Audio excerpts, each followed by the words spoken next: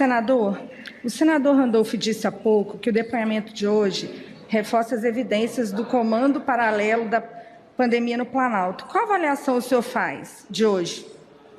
Olha, o depoimento do diretor-presidente da Anvisa foi um depoimento técnico e muito esclarecedor.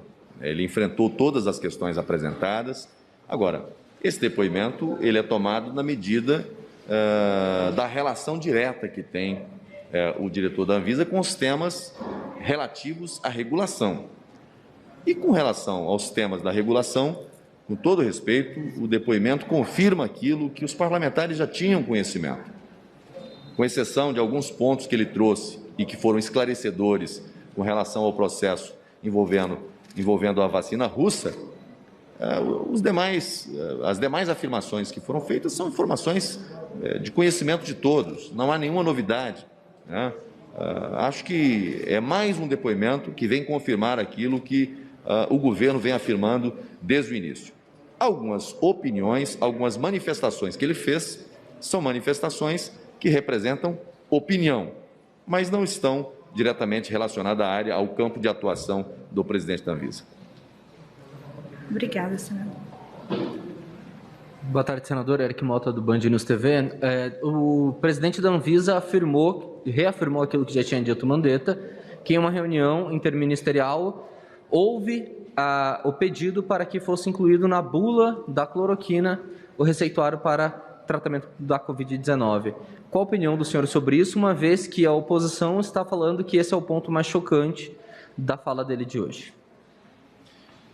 É admirável ouvir senadores repercutindo esse tipo de situação numa CPI. Nós estamos diante de um clássico caso de crime impossível. Em algum lugar deste país é possível modificar a bula de remédio por decreto presidencial, estadual ou municipal? É como alguém tentar matar alguém e na munição você tem apenas pólvora. Ou então você utiliza uma arma de brinquedo e na munição você tem lá uma bala de algodão. Acusado, o denunciado vai ser absolvido sumariamente porque vai estar diante do chamado crime impossível. Você não consegue matar porque a arma é de brinquedo e a bala é de algodão. Da mesma forma, falar em decreto para mudar bula de remédio é o clássico caso de crime impossível. Não se muda bula de remédio por decreto no Brasil. É admirável que alguém se prenda a isso de maneira tão enfática. Chega a ser risível ouvir esse tipo de sustentação no ambiente de uma CPI. Caberia à Anvisa essa autorização para mudar ou não a bula. E segundo o que o Antônio Barra Torres falou e o Mandetta, houve uma orientação junto dessa reunião para que partisse da Anvisa essa alteração. Isso não colocaria como prova que o governo realmente está tentando aplicar a cloroquina como medicamento para a Covid-19? Primeiro, é preciso deixar claro que o diretor-presidente da Anvisa não fez a afirmação de que isso tenha partido do presidente. Ele disse que uma convidada teria sugerido isso. E é o clássico tipo de proposta que é inexistente.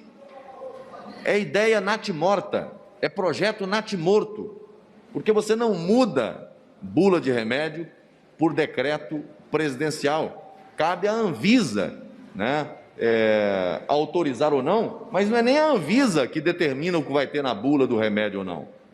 É justamente quem vai fazer a pesquisa, submeter as fases de testagem, para ao final apresentar ao órgão regulador para se aferir se o processo foi regular, se cumpriu com as metas estabelecidas e aí sim confirmar ou não aquilo que o laboratório apresentou como inovação científica na área de medicamentos. Não cabe fazer isso por decreto. É uma forçação de barra o que eu vejo. A CPI vem se tornando, cada dia que passa, me parece que a CPI da cloroquina.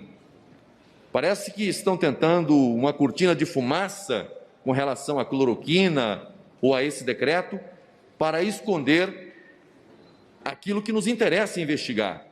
Possíveis desvios de recursos públicos nos estados e municípios, recursos que faltaram para a estruturação da rede de saúde e que comprometeram o atendimento às pessoas. É preciso enfrentar, de fato, o caminho do dinheiro, seguir o caminho do dinheiro. Operações policiais aconteceram em vários estados da federação, em vários municípios brasileiros, com indícios fortíssimos de corrupção, de desvio de finalidade, de corrupção. É preciso apurar. Se a CPI não seguir o caminho do dinheiro, com todo respeito, ela pouco vai esclarecer a população brasileira. Nós temos que sair desse debate de cloroquina.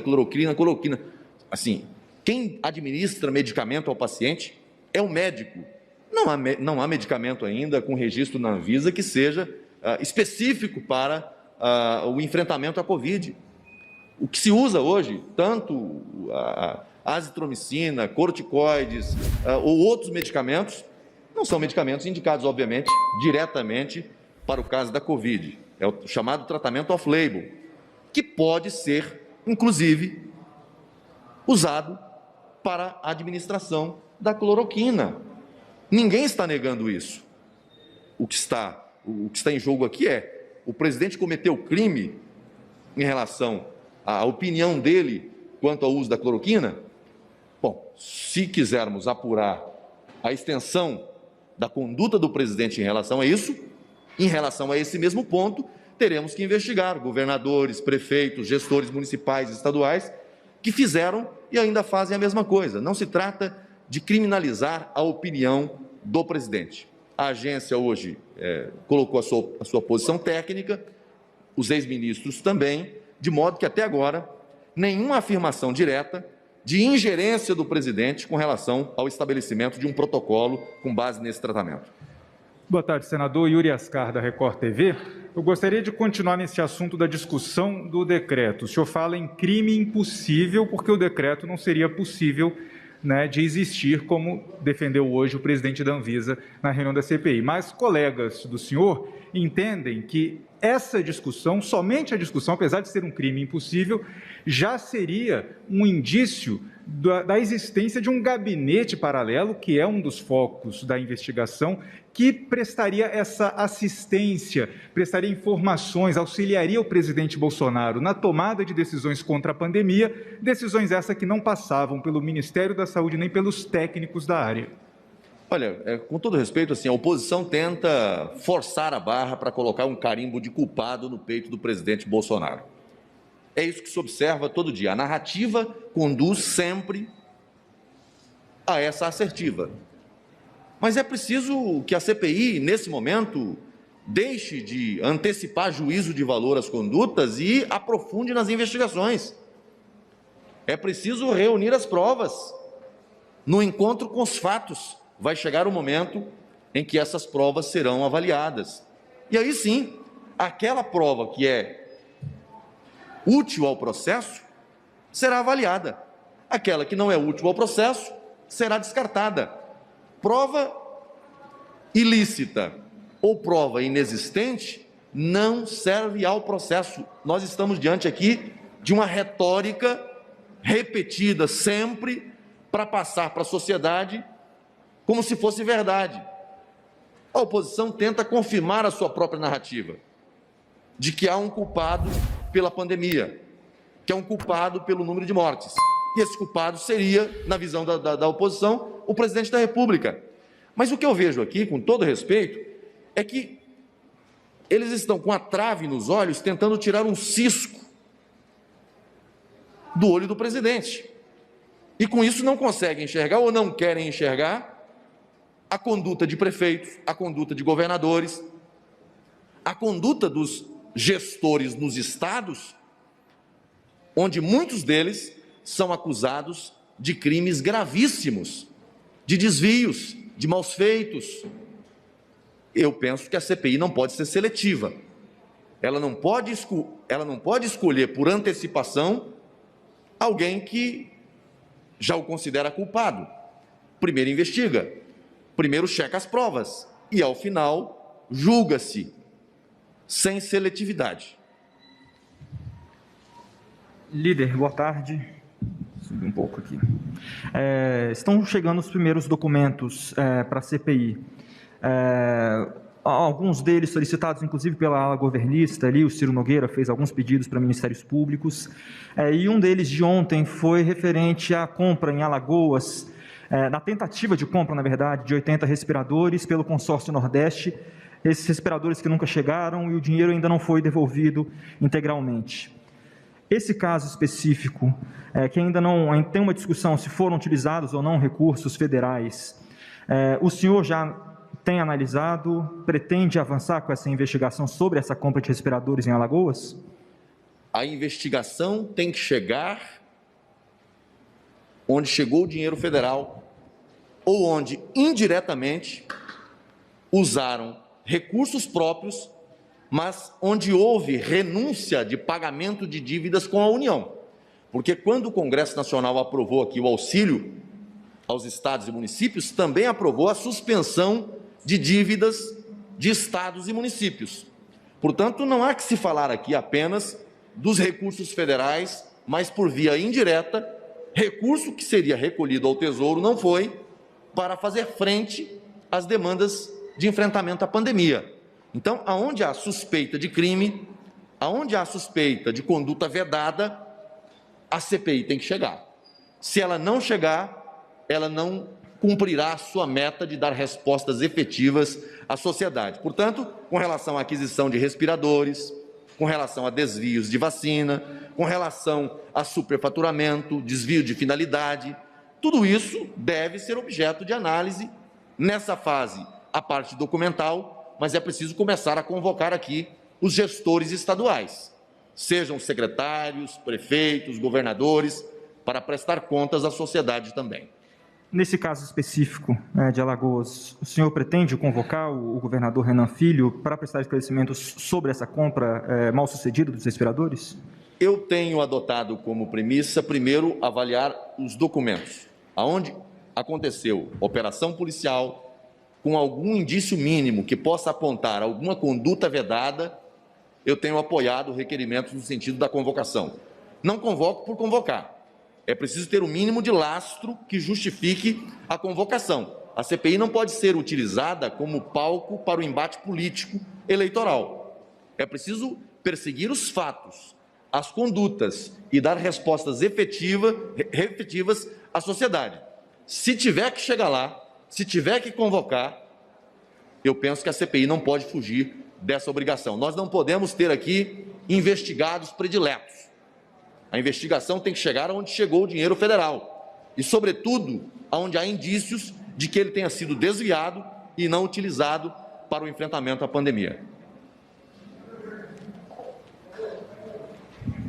Olá, senador, boa tarde. A gente já teve a informação de que foram apresentados 3 requerimentos de convocação da doutora Anise Yamaguchi. Qual a sua avaliação disso? O senhor acredita que isso pode contribuir para o objeto da CPI?